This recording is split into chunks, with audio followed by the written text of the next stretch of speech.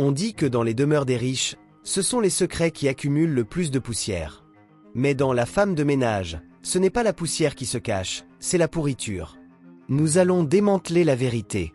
Si vous n'avez pas lu le livre et ne voulez pas de spoiler, alors, navigateur, abandonnez le port. Tout commence avec Millie, qui cherche désespérément un emploi. Derrière ce nom se cache Wilhelmina Calloway, une ex-détenue avec un passé qui inclut un homicide involontaire. Elle atterrit dans la maison Winchester, dont le mari, Andrew, est le prédateur par excellence. L'épouse, Nina, semble être une femme qui a perdu la raison, alternant gentillesse et froideur si rapidement. La confirmation semble arriver avec la boîte d'halopéridol, un antipsychotique. C'est le gaslighting parfait. Le premier acte est la descente aux enfers. Millie s'implique avec Andrew et il la trahit. La punition d'Andrew est de l'enfermer dans sa propre chambre, le minuscule placard de rangement dans le grenier. Il n'a pas de fenêtres ouvrables, il est sale.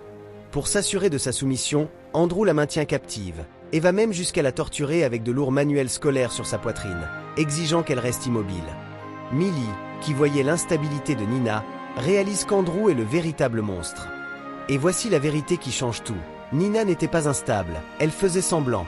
C'était une façade de folie pour qu'Andrew puisse continuer avec son plan de l'interner et dissimuler sa responsabilité dans la mort de sa fille, Cecilia. Nina savait qu'Andrew embaucherait une servante séduisante, et c'est pourquoi elle a engagé Millie, l'ex-détenue, comme pion d'échec.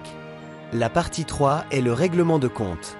Andrew, le tyran, est la nouvelle victime de la justice symétrique. Millie et Nina, avec leur complice Enzo, inversent les rôles. Andrew finit prisonnier dans le grenier, dans le même placard de rangement qu'il utilisait comme cellule. Il n'y a pas de rédemption, seulement la stratégie glaciale de la femme déshonorée.